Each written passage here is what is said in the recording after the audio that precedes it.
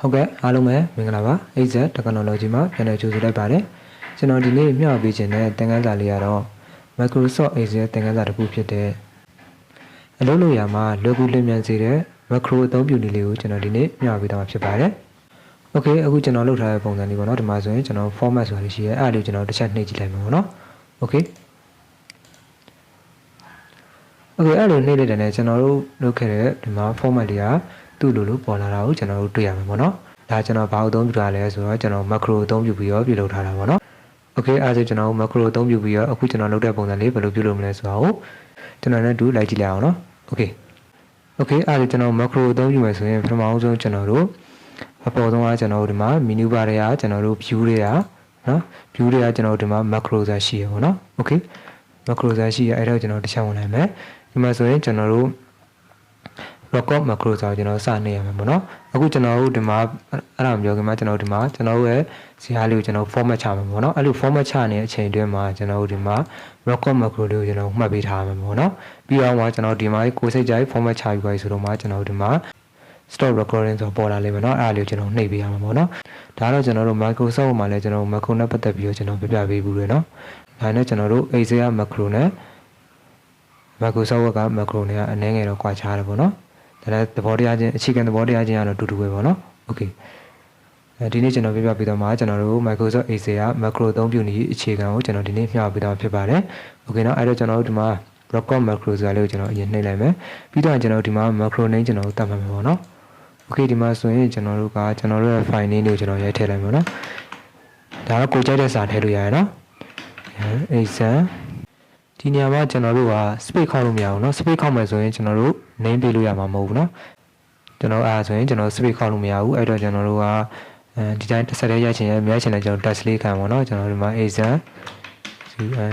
results format ပေါ့เนาะ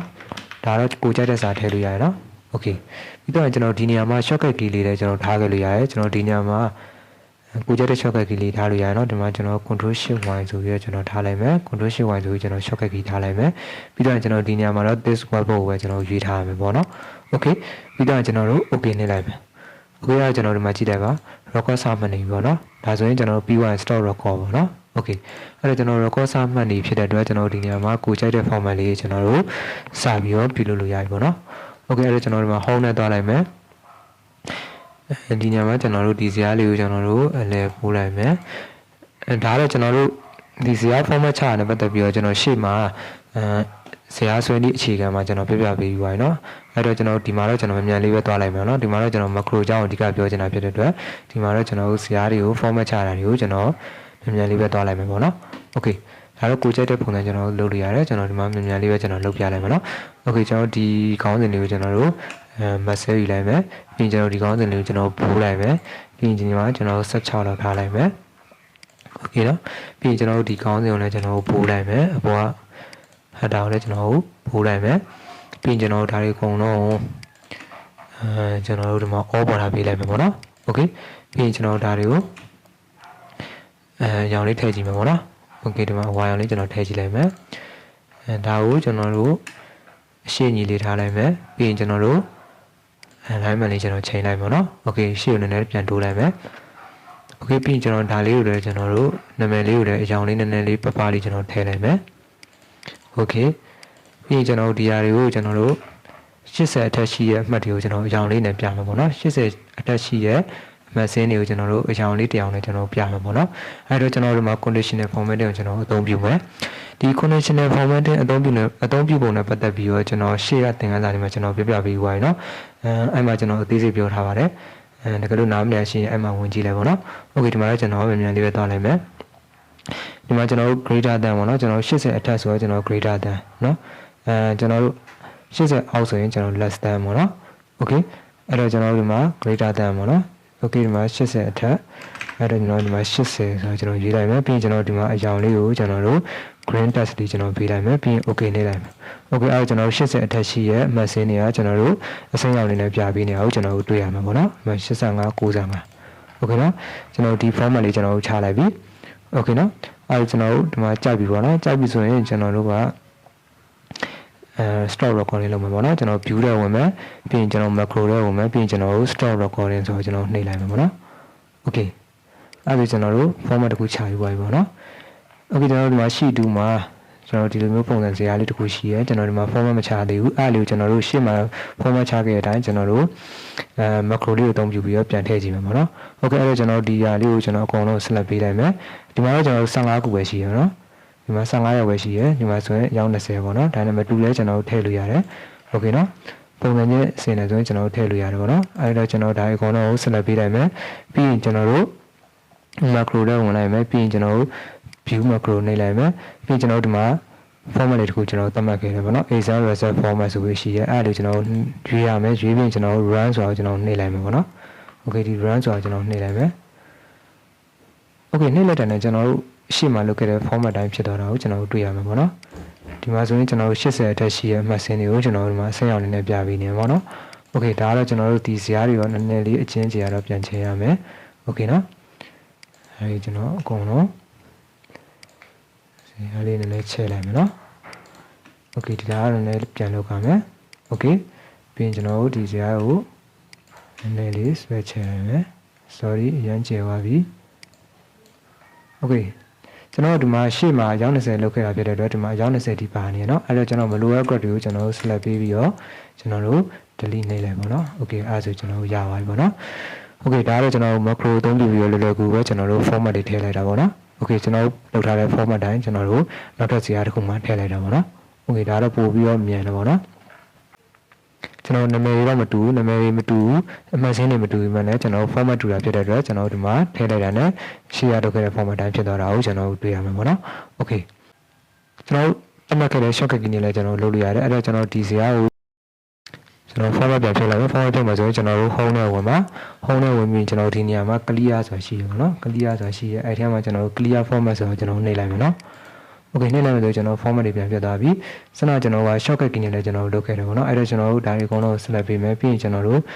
ကျွန်တော်တို့ macro မှာကျွန်တော်သတ်မှတ်ခဲ့တဲ့ macro မှာ shortcut key ကို control shift y ကျွန်တော်ပေးခဲ့တော့အဲ့တော့ကျွန်တော် control shift y ဆိုတော့ကျွန်တော်နှိပ်လိုက်မယ် okay နှိပ်လိုက်တဲ့နဲ့ကျွန်တော်လုပ်ခဲ့တဲ့ format တိုင်းပြန်ဖြစ်သွားတာကိုကျွန်တော်တွေ့ရမှာပေါ့နော် okay ဒါလေးကျွန်တော်ပြန်ဖြတ်လိုက်မယ် okay နော် okay ဒါလည်းကျွန်တော် shortcut key နဲ့လုပ်တာပေါ့နော်နောက်တစ်ခုကကျွန်တော်စနကျွန်တော်ဆင်ပြပြခဲ့တယ်လို့ပဲเนาะပထမဆုံးကျွန်တော်ဆင်ပြပြခဲ့တယ်လို့ပဲကျွန်တော် shape လေးဆွဲပြီးတော့ကျွန်တော်တို့ shape လေးကိုထောက်လိုက်တာနဲ့ကျွန်တော်ဒီနေရာမှာ format လေးပြောင်းသွားတာပေါ့เนาะ okay အဲ့ပုံစံမျိုးလေးကျွန်တော်ဘယ်လိုလုပ်မလဲပေါ့เนาะအဲ့တော့ကျွန်တော်ဒါအကုန်လုံးကျွန်တော် format ပြန်ဖြုတ်လိုက်မယ် okay ပြီးကျွန်တော်ဒီနေရာလေးမှာ shape လေးတစ်ခုဆွဲမှာပေါ့เนาะအဲ့တော့ကျွန်တော် insert ထဲဝင်လိုက်မယ် menu bar ထဲ insert ထဲဝင်မယ်ပြီးကျွန်တော်တို့ဒီမှာ shape ထဲကိုကျွန်တော်ဝင်လိုက်မယ်เนาะဒီမှာကျွန်တော် shape လေးတစ်ခုကျွန်တော်ယူလိုက်မယ်ကိုကြိုက်တဲ့ shape လေးတစ်ခုယူလိုက်မယ်ပြီးကျွန်တော်ဒီနေရာလေးမှာshape သေးလေးတစ်ခုကျွန်တော်ဆွဲလိုက်မယ်နော် okay ပြီးရင်ကျွန်တော်ဒါလေးကိုအမဲပြလိုက်မယ်ဒီထဲမှာကျွန်တော်တို့စာလေးထည့်မယ်စာထည့်မယ်ဆိုရင် right click နှိပ်မယ်ပြီးရင်ကျွန်တော် edit text ဆိုတော့ကျွန်တော်နှိပ်လိုက်မယ်ဒီနေ့မှာကိုကြိုက်တဲ့စာလေးရိုက်ထည့်ပါတော့ကျွန်တော် format ဆိုပြီးကျွန်တော်ရိုက်ထည့်လိုက်မယ်ပြီးကျွန်တော်ဒီစာလေးကိုနည်းနည်းလေးကြီးလိုက်မယ်ပေါ့နော် okay ပြီးရင်ကျွန်တော်တို့ဒါလေးကိုအလဲပို့လိုက်မယ် okay ပြီးရင်ကျွန်တော်ဒီဟာလေးကိုဒီ shape လေးကိုကျွန်တော်တို့ click ထောက်မယ် click ထောက်ပြီးသွားရင်ကျွန်တော်တို့ right click နှိပ်မယ် right click နှိပ်ပြီးကျွန်တော်ဒီနေရာမှာ assign macro ဆိုတာရှိရပါတော့အဲ့ဒါလေးကျွန်တော်နှိပ်လိုက်မယ် okay ပြီးရင်ကျွန်တော်ဒီမှာ exam result format ဆိုတာရှိရအဲ့ဒါလေးကျွန်တော်ရွေးလိုက်မယ်ပြီးရင် okay နှိပ်လိုက်မယ် okay ပြီးရင်ကျွန်တော်တို့ဒါလေးကိုကျွန်တော်ဒီ shape လေးကိုကျွန်တော်နှိပ်ကြည့်လိုက်မယ် okay ဒီ shape လေးကိုနှိပ်လိုက်တာနဲ့ကျွန်တော်ဒီဘက်မှာကျွန်တော်တို့ပြောင်းခဲ့တဲ့ format လေးကလိုက်ပြောင်းသွားတာကိုကျွန်တော်တို့တွေ့ရမှာပေါ့နော်ကျွန်တော်တို့လုပ်ခဲ့တဲ့ format လေးကအတောင်သွားတာကိုကျွန်တော်တို့တွေ့ရမှာပေါ့နော် okay ဒါတော့ကျွန်တော် shape ကိုအသုံးပြုပြီးတော့ပြုလုပ်လိုက်တာပေါ့နော်ဒါမျိုးကျွန်တော် shape တွေဖန်တီးပြီးတော့လည်းကျွန်တော်တို့ format တွေအများကြီးကျွန်တော်တို့ပြင်ဆင်လာလို့ရတယ်ပေါ့နော်ဒါတော့ကိုအသုံးချတတ်တယ်လို့ကိုလုံးမဲ့လုပ်ငန်းပေါ်မူတည်ပြီးတော့ကျွန်တော်တို့အဆင်ပြေတယ်လို့အသုံးချလို့ရတယ်ပေါ့နော် okay ပြီးသွားရင်ကျွန်တော်ဒီ macro file ကိုကျွန်တော်တို့ save မယ်ပေါ့နော်ကျွန်တော် delete ထားမှာဒီ macro file ကို save မယ်ဆိုရင်ကျွန်တော်တို့ပုံမှန်တိုင်း excel file ကို save ရတယ်မတူဘူးပေါ့နော် okay ကျွန်တော်ဘယ်လိုမျိုးကွာခြားလဲဆိုတော့ကျွန်တော်တို့ဒီနေရာမှာဒါတွေကိုအကုန်လုံးကျွန်တော်တို့ clear format ကျွန်တော်ပြန်လုပ်လိုက်မယ်နော် okay ကျွန်တော်ဒီ file ကိုပိတ်ပြီးပြန်ဖွင့်လဲကျွန်တော်သတ်မှတ်ခဲ့တဲ့ macro လေးကိုပြန်ပြီးတော့အသုံးပြုလို့ရအောင်ဘယ်လိုလုပ်မလဲပေါ့နော်ကျွန်တော်ပုံမှန်တိုင်းစေးလိုက်မယ်ဆိုတော့ကျွန်တော်တို့ macro ကိုပြန်ပြီးတော့အသုံးပြုလို့ရမှာမဟုတ်ဘူးပေါ့နော်ကျွန်တော်သတ်မှတ်ခဲ့တဲ့ macro ကိုပြန်ပြီးအသုံးပြုလို့ရမှာမဟုတ်ဘူးအဲ့တော့ကျွန်တော်ဒီမှာပထမကျွန်တော် file နဲ့က save app ကိုကျွန်တော်ဝင်လိုက်မယ်နော်ဒီ file လေးကိုကျွန်တော်အရင်ဆုံး save မယ်ကျွန်တော်ပုံစံနှမျိုးနဲ့ကျွန်တော် save ပြမယ်ပေါ့နော် okay အဲ့တော့ကျွန်တော် browser ကိုကျွန်တော်ဝင်လိုက်မယ် ဒါတော့ကျွန်တော်ဒီမှာ desktop မှာကျွန်တော် save လိုက်ပါเนาะဒီမှာဆိုရင်ကျွန်တော် file name ကို exam result simple ဆိုပြီးကျွန်တော်ပထမဆုံး simple 1မှာ simple 1ဆိုပြီးတော့ကျွန်တော်ပေးလိုက်မယ်ပြီးရင်ကျွန်တော်ဒီမှာအခုကျွန်တော်ပုံမှန်တိုင်း save တဲ့ format တိုင်းကျွန်တော် save မှာပေါ့နော် .xmsa ပေါ့နော်အဲ့ format တိုင်းကျွန်တော်ကို save ကြည့်မယ်ဆိုရင်ကျွန်တော်ဒီမှာ save နှိပ်ကြည့်လိုက်မယ် okay ဒီမှာဆိုရင်သူကပြနေပေါ့နော်ဒီ file တိုင်း save လိုက်မယ်ဆိုရင်ကျွန်တော်တို့ macro ကကျွန်တော်တို့ပွင့်မှာမဟုတ်ဘူးပေါ့နော်ဒီ file တိုင်း save လိုက်မယ်ဆိုရင်ကျွန်တော်တို့ macro လေးကပွင့်မှာမဟုတ်ဘူးအဲ့တော့ကျွန်တော်တို့ဒီမှာ no နှိပ်လိုက်မယ်ပထမဆုံးကျွန်တော်တို့ဒီမှာ cf type ထဲကိုကျွန်တော်ဝင်လိုက်မယ်ပေါ့နော် cf type ထဲကိုဝင်ပြီးသွားရင်ကျွန်တော်တို့ဒီမှာဝင်လိုက်မယ်ဆိုရင်ကျွန်တော်ဒီမှာအပေါ်ဆုံးကကျွန်တော်ပုံမှန်တိုင်းစေတဲ့ Excel file ပေါ့နော် xmsa ပေါ့နော်ကျွန်တော် macro အသုံးပြုထားမယ်ဆိုရင်ကျွန်တော်စေရမယ် file type က xmsm ပေါ့နော် okay ဒီ file type နဲ့ကျွန်တော်စေရမှာပေါ့နော်အဲ့တော့မှကျွန်တော်အသုံးပြုခဲ့တဲ့ macro လေးကပြန်ပြီးတော့အသုံးပြုလို့ရမှာပေါ့နော်ကျွန်တော်လုပ်ခဲ့တဲ့ macro လေးကပြန်ပြီးတော့အသုံးပြုလို့ရမှာပေါ့နော်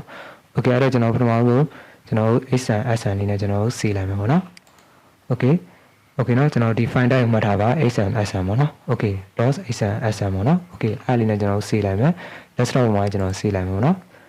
okay အဲ့ကျွန်တော်ဒီမှာဒီ file တစ်ခုကျွန်တော်စေးယူပါပြီเนาะ .xmsm နဲ့ကျွန်တော်စေးလိုက်တယ်နောက်တစ်ခုကျွန်တော်တို့ဒီ file တစ်ခုကျွန်တော်ရှင်းပြမယ်ပေါ့เนาะကျွန်တော်အဲ့ဆိုရင်နောက်တစ်ခုကကျွန်တော်ပုံမှန်တိုင်းစေးကြည့်မယ်ပုံမှန်တိုင်းစေးမယ်ဆိုရင်ကျွန်တော်စေးရတဲ့ကိုကျွန်တော်ဝင်လိုက်မယ်ပြီးရင်ကျွန်တော်တို့ browser ဝင်လိုက်မယ်လမ်းကြောင်းယူမယ်ပေါ့เนาะကျွန်တော် desktop ထဲပြန်ဝင်မယ်ဒီတစ်ခါကျွန်တော်ပုံမှန်တိုင်းစေးကြည့်မယ်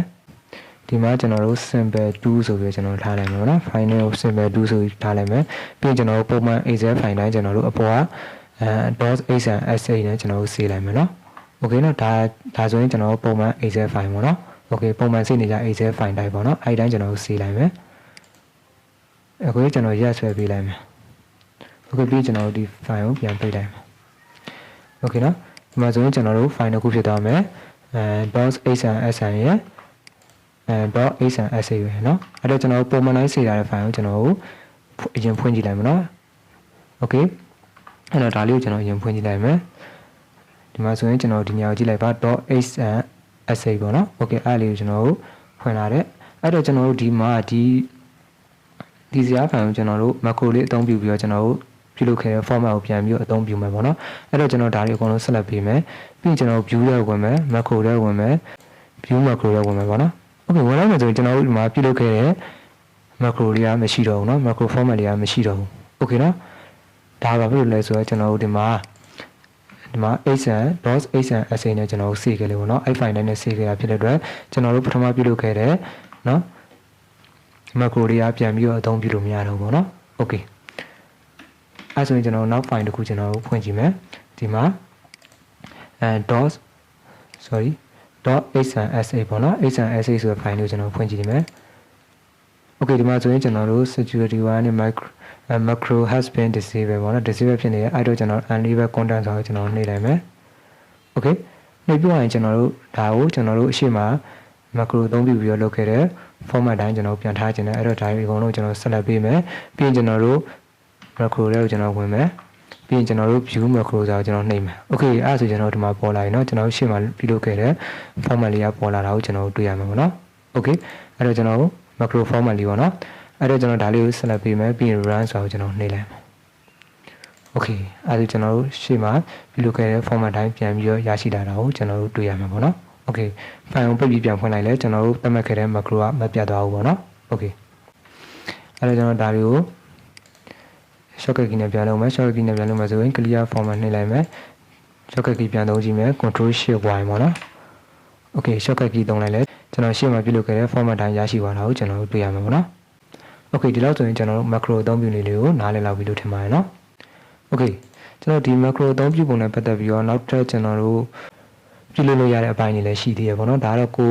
အသုံးချတတ်တယ်လို့ပြုလုပ်လို့ရတယ်နောက်ထပ်ကျွန်တော်တို့အသုံးပြုလို့ရမယ့်ပုံစံလေးလည်းကျွန်တော်နောက်ထပ်ဗီဒီယိုတွေမှာကျွန်တော်ပြပြပေးသွားပါအောင်မယ် okay ဒါတော့ကျွန်တော်တို့ macro အသုံးပြုနည်းအခြေခံကိုကျွန်တော်ပြပြပေးသွားတာပေါ့နော် okay ဒီလောက်ဆိုရင်ကျွန်တော်တို့ macro အသုံးပြုနည်းအခြေခံကိုနားလည်လောက်ပြီလို့ထင်ပါတယ်နော်